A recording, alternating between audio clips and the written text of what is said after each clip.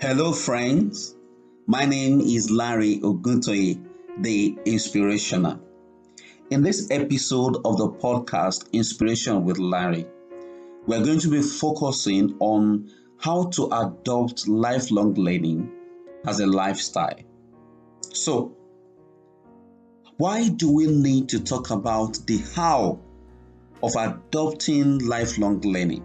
You see, most people will learn something new at some point in their daily routine just by, for example, talking with people, maybe browsing the internet on personal interest. It could be, reading the newspaper or even sitting listening to the radio or music or even watching the TV.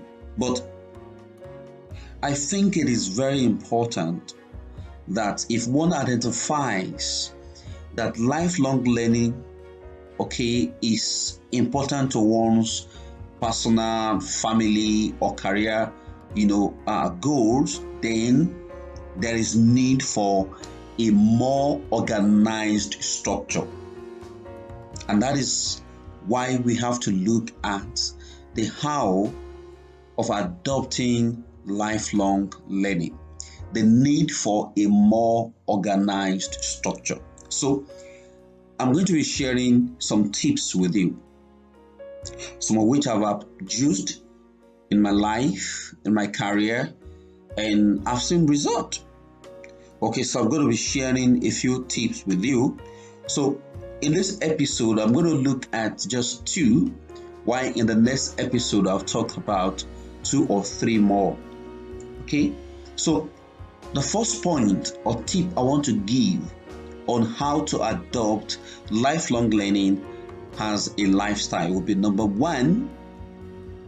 I think it's important that one recognizes one's personal interest and goals.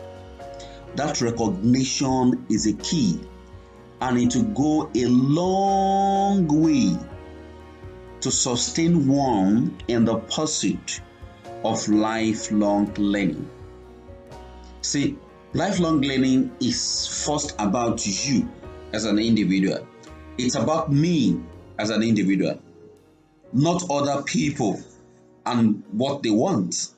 It's about me and what I want. In previous episode, we were able to establish the fact that lifelong learning actually leads to personal fulfillment. And it is that joy of personal fulfillment that drives lifelong learning. We said that if you see an individual who is an ardent lifelong learner, go and find out. Such an individual has a personal fulfillment as a driving force. So it's not going to be an issue of, I'm being pushed to learn. I'm being pushed to go for this course. I'm being pushed to attend this seminar. So if one reflects on what one is passionate about and about what one envisions as one's future, then that recognition of your personal interest and goal will be a driving force for you. So if progressing your career is your personal interest, then there are ways to participate in self-directed learning to accomplish these goals. So if, for example, learning history, so African history is your passion, then there are likewise ways to explore these interests further. But the main thing here is the recognition of your personal interest and goals. That is very key and that is very clear. Number 2, how do you adopt lifelong learning as as a lifestyle? Making a list of what you want to learn or what you would like to learn or able to do, it's another strategy. See, as simple as it may sound, Making such a list is a powerful strategy. See, there is this popular scripture that says that you should write the vision on the tablet and you should make it plain so that the one who reads can run. Now you are the runner of your vision, so you are the one who will read it. But if nothing has been written, there will be nothing to read. And if there is nothing to read, then there will be no template to run with. Okay, so once you have identified what motivates you, okay, the next thing will be identify what motivates you. Once you've explored what it's about, your personal interest and your personal goal, then the next thing will be putting it on a list. So let's return back to the example of say someone wants to study, or someone has a passion for history, for example, and the person has identified that as an area of interest. You want to expand his or her knowledge in history of Africa, history of the black man, and so on and so forth. Okay, so that interest would be what will be written down.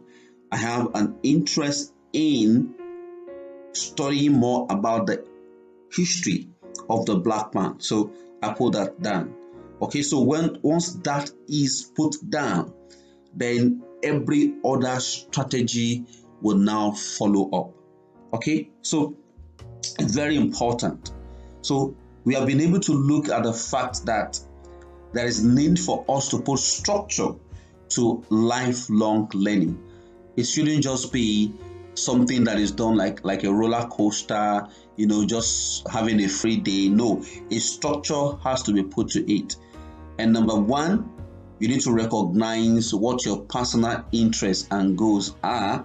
It is your interest, not the interest of your employer, not the interest of the people around you. It is your personal interest. And number two, you have to make a list of these. There is power in writing down. There is power in making a list of what your interests are. So when you have made such a list, then you'll be able to follow them. I will catch you again in the next episode, where I'm going to be discussing more points with you on how to make lifelong learning or as a lifestyle. My name is Larry Oguntoye, the Inspirational. I'll catch you again.